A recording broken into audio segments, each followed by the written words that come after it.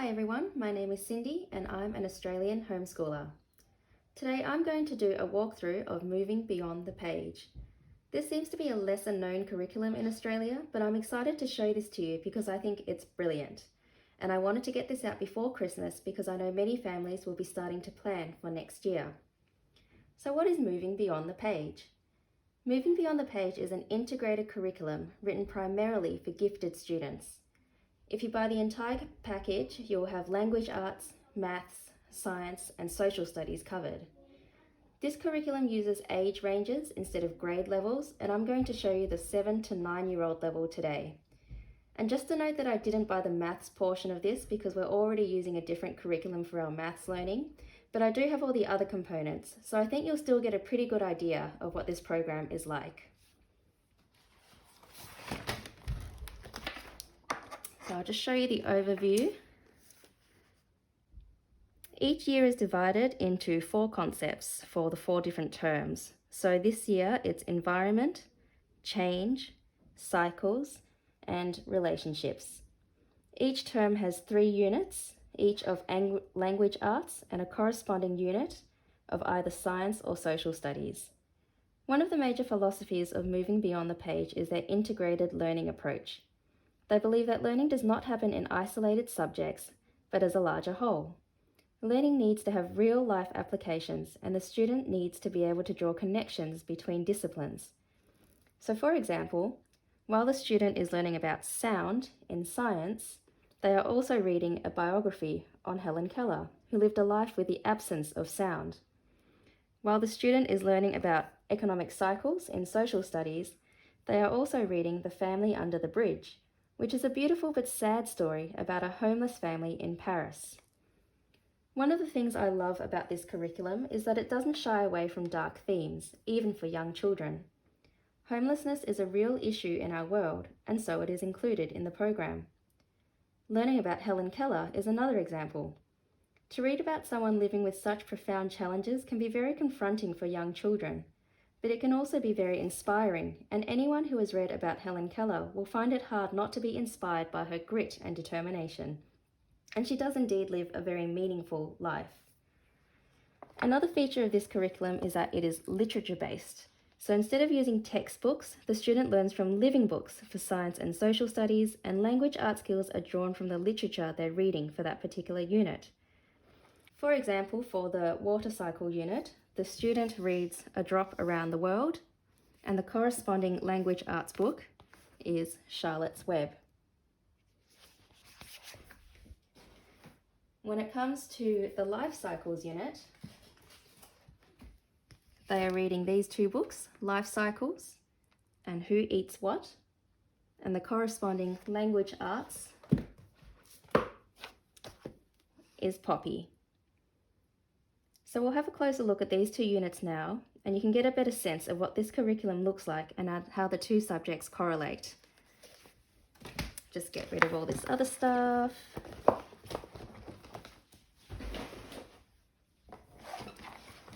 This is only part of it, by the way. It's a massive package. It comes in like 55 books or something.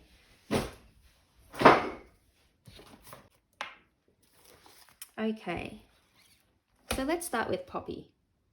Poppy honestly was a breath of fresh air. I'm often disappointed at children's books for being oversimplified, unidimensional, dull, and generally just a chore to read. This book, on the other hand, was beautifully written. It had depth, it had heart, the protagonist is a girl, which is quite rare, and this little girl mouse character went through more growth in this book about woodland creatures than Katie Holmes did in 6 seasons of Dawson's Creek. I said earlier this curriculum is recommended for gifted learners, and there are 3 reasons why I think this is so.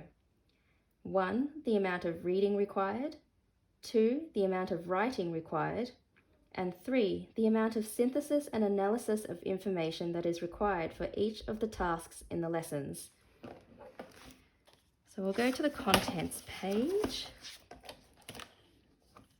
So each unit is supposed to be done within a 3-week time frame. In that time, the student completes 12 lessons and a final project, reading 2 chapters from this book for every lesson. They say Poppy is at a 4th grade reading level, So you can see there's lots of words and it's quite small font. There are still small pictures along the way. On the back it says it's for ages 8 to 12 and just remember it's being used here for an age 7 to 9 curriculum. This is actually a semester 2 book. A semester 1 book is more at a 3rd grade reading level. So this is one as a comparison. So this is a semester 1 book. So you can see there's less words, the font is a bit bigger, and it's a thinner book. So you can see the progression there. In each lesson, there's a series of questions based on the 2 chapters the child has read. I might show you lesson 2, so you can have a look here. So the types of questions they're asking: why does Mr. Okax want the mice to fear him? How are Ragweed and Poppy different from each other? Are you more similar to Ragweed or Poppy? Why? Ragweed tells Poppy that her father talks about Mr. Okax just to scare her and keep her under control. Do you think that is the reason? Why or why not? Why was Mr. Okax not entirely disappointed that Poppy escaped? Poppy tells Ragweed that being careless is stupid. Is it? Why or why not? The cycle set up in the story is one where mice do not travel anywhere without Mr. Okax's permission, and in return he protects them. What is wrong with this system?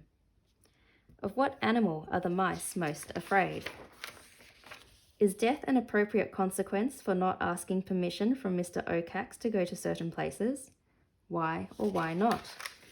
And then after your child has answered the questions, ask her to write a paragraph about what she has in common with one of the characters. Encourage her to support her opinion with evidence from the story and events from her own life. Her paragraph should include 3 ways that she and the character are similar. Ask your child to answer in complete sentences. So you can see a written response is required, and these are not simply comprehension questions. These questions require a large amount of reflection from the child and explores one of the major themes of this novel: abusive power cycles. As well as studying the book, most lessons also use elements of the book to teach the child certain English skills. So for lesson 2, it's using conjunctions to combine short sentences to make a longer, more complex one. A lot of the activities in this curriculum are differentiated, and that means there's more than one version of the same activity, depending on how hard you want it to be. So that makes it really useful when you're teaching a sibling group of different ages. So this is the easier version where you're combining 2 sentences into one. And this is the slightly harder version where you've got 3 sentences to combine into one, or you've got 2 sentences but one of them is a slightly longer, more complex sentence. And then here, number 5, you need to make up your own and combine them. The other activities for lesson 2 was making a map. So this is a map of the setting of the book, and also making little puppets of the main characters. So this is Poppy, the little mouse, and this is Mr. Okax, the owl. And this is all one lesson. And I think whether your child is gifted or not, that is a huge workload. You can adapt it, of course, by choosing just a few of the activities, or by spreading out the lessons and taking more time to complete the unit. You can also ask the child for verbal instead of written answers to discussion questions. Or you can read portions of the book to your child so they don't need to do so much reading. I actually like that there are so many suggested activities, because if one of them is not practical for you or your child to do, there are still lots of other options for that lesson. With some other programs, there's only one set task for each lesson, and if it doesn't suit you, then you're kind of left on your own to make something up as an alternative. I'll show you the other skills that are covered in this unit in terms of English learning. There's a bit about paragraphs. So in this activity, the child needs to break up this big chunk of writing into paragraphs. The use of quotation marks in a speech. Synonyms and antonyms. So again, this is a differentiated activity. Here's an easy version, and here's a harder version. Diamante poem, alliteration,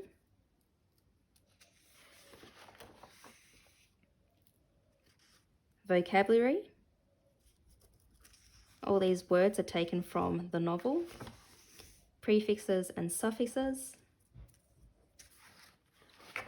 adding ed and ing to the end of base words.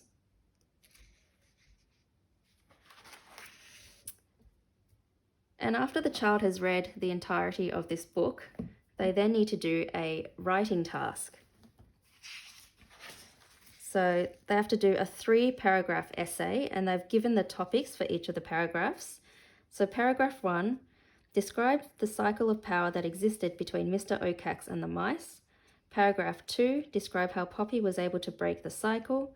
Paragraph 3, describe how life will be different for the mice now. There is a paragraph organizer to assist them to get their ideas down. So each paragraph has a topic, an introductory sentence, and 3 supporting ideas, and a concluding sentence.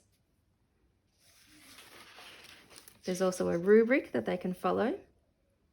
Do all your paragraphs follow a central idea? Do your paragraphs have a topic sentence? And then this just reminds them to use all the skills that they've learnt from previous lessons to put in their writing task. So the use of conjunctions, the use of vocab that they've learnt, the use of suffixes and prefixes, quotation marks in a dialogue, and alliteration. This is a story tree. So that just helps them to get all their ideas together from what the story was about. The main conflict, the setting, the protagonist, character, antagonist. So all the main information goes into this tree. And as part of the final project, they need to do a plot diagram of what happens in this story. So they need to write the title, what the problem is, events in the rising action, the climax, events in the falling action, and the resolution.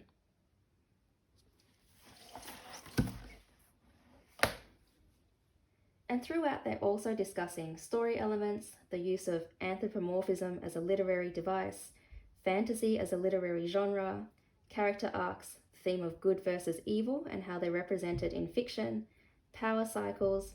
So it's pretty involved, and they're covering a lot in 3 weeks. A real highlight of this unit was dissecting an owl pellet. I didn't know this, but owls eat their prey whole and later on spit up all the undigestible bits in the form of a pellet. And by dissecting it, you can see the bits of fur and bones of the animals it's eaten and find out what it's been eating. It's a bit morbid, but also very fun.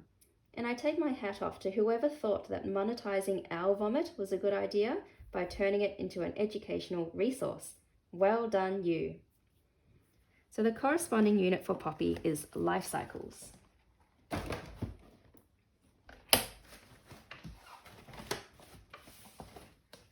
Okay, so these are the 2 books for life cycles and the corresponding workbook.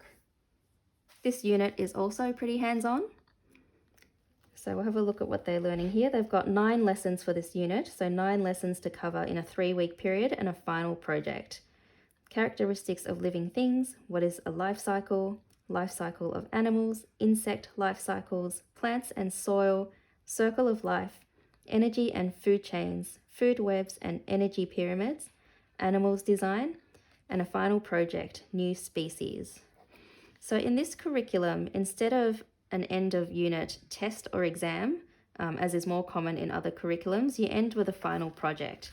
So the project here is that they need to invent their own species within parameters. So they need to describe their animal, put it in a life cycle wheel, put it in a food chain, and make a model of it.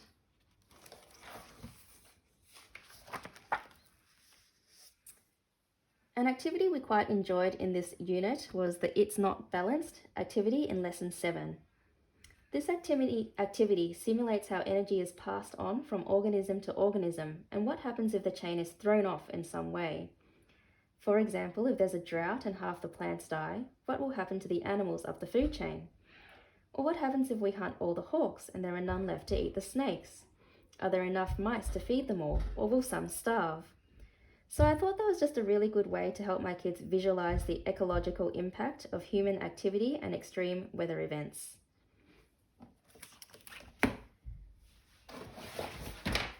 Another highlight of this unit was being sent a butterfly kit.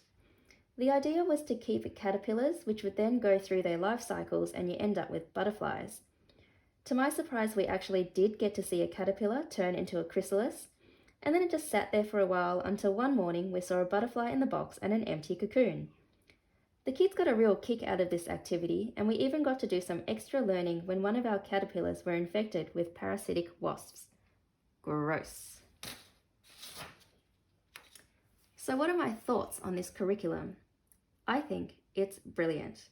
It's easily adaptable to teach to a range of ages, so if you want to use one curriculum for a set of siblings, this would definitely do the job. I've shown the 7 to 9-year-old program here, but my 5-year-old was at times more engaged than my older 2. It's very hands-on and multi-sensory. Every day is different and it moves very quickly, so if you have a child who gets bored easily, doesn't like doing the same worksheets every day, or just doesn't want to spend an entire term on one topic, this would be a great fit for them. I also love the integrated nature of this program. The child is constantly making connections between disciplines and between theory and practice. As they are reading a fictional story about an owl character, they are also learning about an owl's digestive system and about where it fits in the food chain. As they are reading a book about life cycles, they are also witnessing a real-life example with their butterfly kit. I just think this is really well done, and it cements the child's understanding so much more than if bits of information were taught in isolation. I just want to make a quick note that if you're considering this for a younger child, they do offer programs for children as young as 4, but they do not include phonics instruction.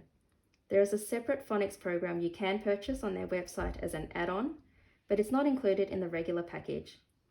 The reason for this, I think, is because there's the assumption that gifted students will naturally learn how to read without any formal instruction. And that's it. That's all from me today. I hope this has been helpful. If you have any questions, please comment below. Thanks for watching.